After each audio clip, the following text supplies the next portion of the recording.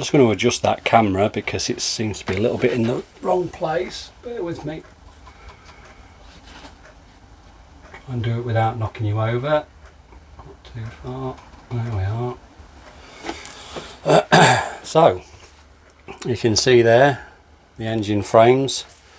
What you can't see now in shot is this little bit here. Say it's a little bit, it's not a big little bit, it's a big chunk. Let me take that off there for a second. Rear drag beam, so there's two rubbing plates on there. I'm going to take the beam out of the way now for a second. We know what that is, obviously the drag box. So the drag beam at the minute looks like that. It's had these bracket supports put in, and these here. These aren't finalised yet, and it's not finalised onto there because I've been doing, we saw in the last video, a lot of head scratching of what I've got to countersink, what I haven't got to countersink, and everything like that. The reason for that is because the rubbing plates, as you see there, look at the rubbing plates, there's countersunk holes right in the middle of it. Now, where a majority of them sit, the drag box is there. Apart from these two at the bottom here, and those two at the top, the other ones, like those two in the middle and those two there, they interfere with what's behind all of this. So the bottom two and the top two marry up with 4 holes in the actual drag box itself, so that's not a problem. I can bash rivets through there to my heart's content. The other 4 are holding them rubbing plates onto the actual excuse me, onto the drag beam itself. So that's why I said I had to do a bit of head scratching, because it was all of what can I do in what order so that this will all fit. But before I go any further with any of that, you'll notice as well there's some bits of angle in here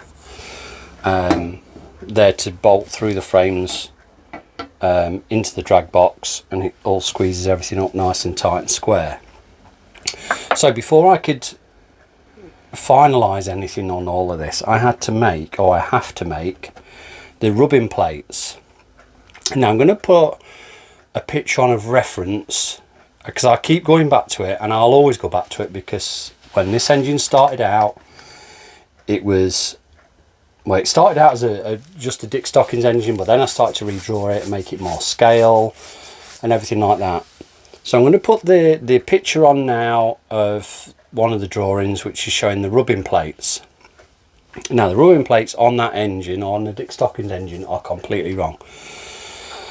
They're not one piece casting, okay? And I think what he's trying to do is utilise, or what he was trying to do is the patterns that had for other tenders in the range was one casting or one pattern for all of the rubbing plates. The rubbing plates should be like that. They should be split in half. So you see that? Now this one has been silver soldered together and shaped radius there. Now it starts off, I have it laser cut in 2 pieces.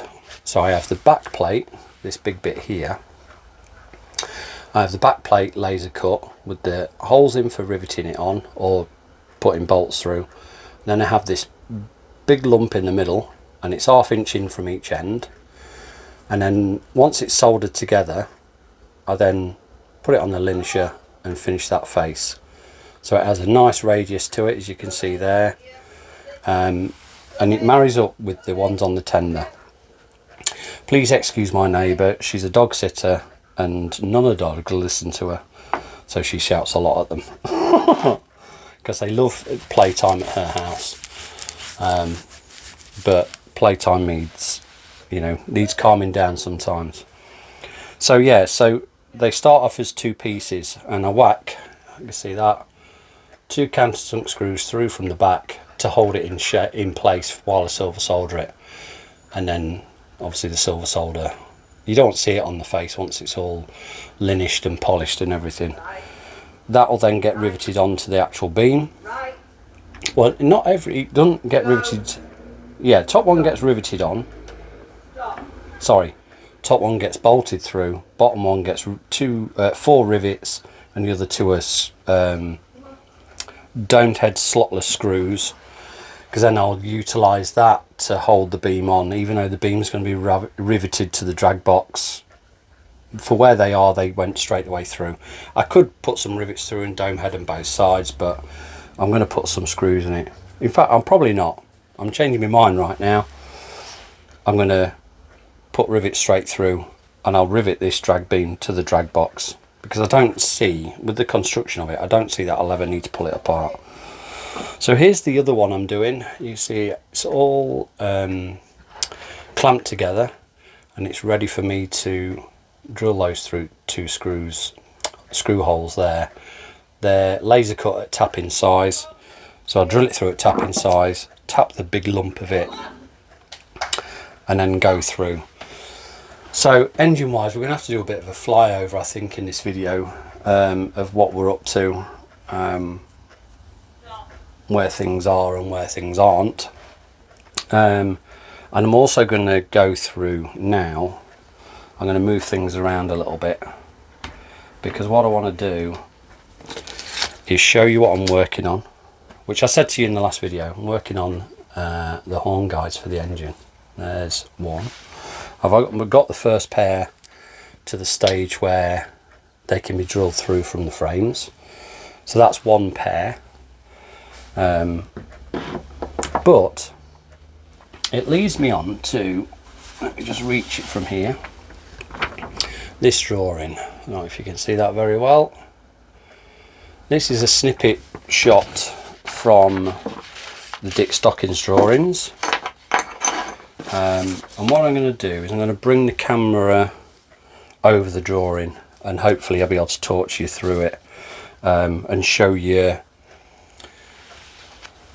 in layman's terms what an absolute balls up it is of a drawing. Because like I said in 2-3 videos ago, there's no datum point for this piece here. There's nothing on the drawing that says what from this back edge, this flanged edge, that is essentially where the frames are going to go, out to this outer edge. What it says is on the drawings, and I'll let me move the camera and we'll cover that in a sec. We'll go through it all. It'll be easier to do it. Okay, so I hope you can hear this okay. So drawings, let me get something to point with, it's easier. So this is what I've been working on at the minute. Yeah, you can see that. So you can see that we've got a length, or how tall they are. We've got references over to where the rivet holes are there, but there's no reference from, if you imagine, that bit there to there. Yeah, which there needs to be, because we need to know where that first rivet is going to be in here. It's saying, oh, machine it from that face and then measure it from that face backwards. But I want to leave a bit of material on there so that when all the horn guides are in the frames, I can sandwich the frames together, not sandwich the frames together, have the frames built up, put the milling machine upside down and finish that face. So that face to that rivet hole essentially is a null and void bloody measurement, because you're not going to have a finished face there. Now I could take that back a bit and get it close to work out what that is. So what I did a lot of fart arsing about. Yeah, so I've left that face, you can see there, still marker pen on it. Yeah, so I've done this bit here. Yeah, I skimmed this first up here, yeah, to get me a nice flat surface like so, as you can see. Then I've skimmed this here, and now I know, because it says on the drawing, that from there to there, sorry, from there to there is 1 inch. Yeah, so that's that surface to that bit. We know that's 1 inch. We know the frames are 4mm steel, which is 0.157. So that depth there, turn it that way, that depth there has got to be 1.157. So we can get a thickness on here, yeah, from that face down to there. So it's 1.157 up to there. But we still haven't got from this face to that point there, because it's not on the drawing. It doesn't show it anywhere, yeah. So there's a lot of guesstimation work. What I'm worried about, and this is my only worry at the moment, I think it should be 1 inch from the tip of there to that dotted line, as it were. It should be 1 inch to my reckoning. That'll leave me enough material to take off that face there, which is its running face, right? So I reckon it should be 1 inch from there, to that round bit, I think. If I'm wrong, I'm wrong, and I've ballsed up a casting, but I don't think I am. I've checked it in the frames. What my worry is that one, that one there, that rivet hole, because that rivet hole I think is going to be dangerously close to there.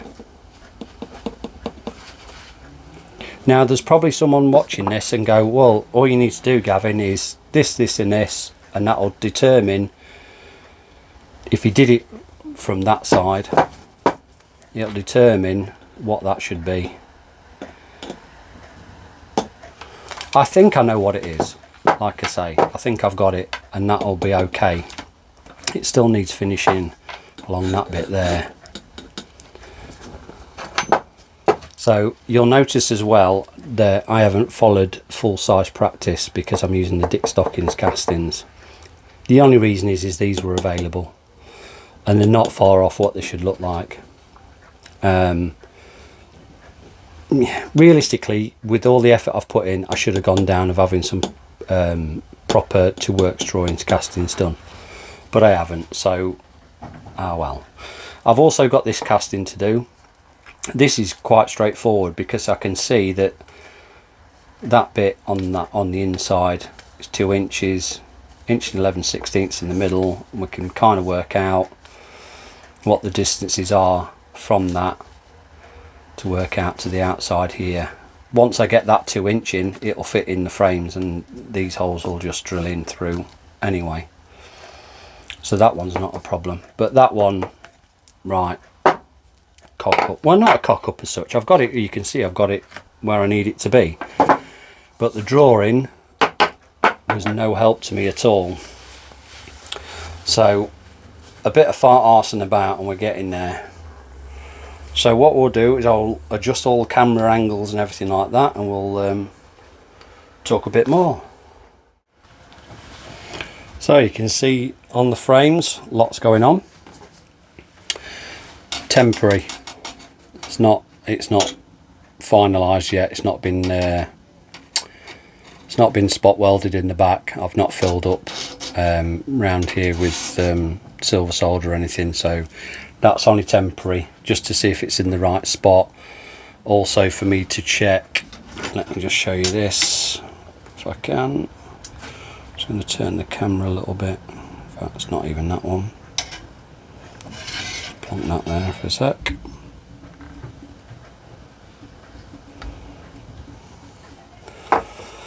So it's also for me to check along that across there to make sure that everything's where it should be, and it's touching all in the right places with a straight edge, and I'm pleased to say it all is. So we're all doing all right on that respect. Working on them horn guides because I want to think about stripping these frames apart, which won't be long now looking at it. I'm still working on the cab. I ordered some bits from Ed, but unfortunately, because I was having stuff cut in 1 mil steel, the sheet buckled and moved and naffed up one of my bits that's been cut, so he's having it recut to make sure everything's as it should be. But you can see there, it's looking as it should. That still needs finalising. You can see the tabs are still in it, but I temporarily bolted it in to make sure like I said, that that distance from the top of there across to here was all okay. Plus as well, I need to measure up for that bit of footplate in there. The motion brackets will fit in here. Let me just move them doors a sec. The motion brackets are going to fit in there somewhere. Probably not that one because it's the wrong bloody way around. Stupid idiot. So motion bracket's going to fit in here somewhere. And what happens is the top of that is also a footplate support. So that's got to go in there. Waste shaft bracket. Then there's another bit that comes on that gets bolted in here. The actual waste shaft goes straight through there. And obviously the reverser will be over on that side as you look at it.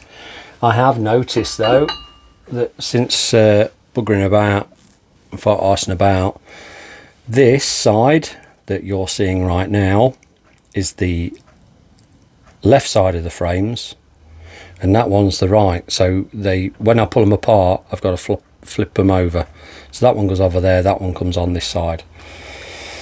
As they're a mirror image at the moment, it doesn't matter. But when I start putting holes in, there's holes that are drilled through the right hand frame that aren't on the left, and vice versa. So I have to make sure that I sort all that out prior to bolting them all back together again. So there we are. That's the frames looking sweet. That's where we're up to with things. As always, lots going on and I'm not getting enough time. But there's been a little bit of progress bit by bit, which that's all I can do at the minute. Progress is progress at the end of the day. One thing that I will just mention before I go, I was contacted by Ed. I had a message on Facebook from him. And he said to me, he says, do you know a chap called Doug Hewson? And I said, yeah, I know Doug Hewson. I've talked to him when I just started doing my first class 2. I was talking to him quite a bit about different things, and he was a very helpful chap and everything like that. Turns out that Doug Hewson is drawing up at the moment a BR standard class 2 in 5-inch gauge.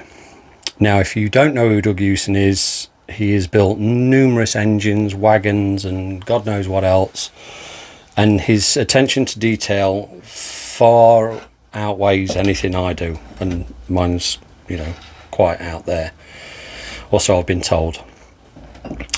So he says, oh, I want to send him your email address, you know, and have a bit of a chat about the class 2, because he's having problems with the NRN getting some drawings and this, that and the other, and it's something you might have, blah, blah, blah, blah, blah.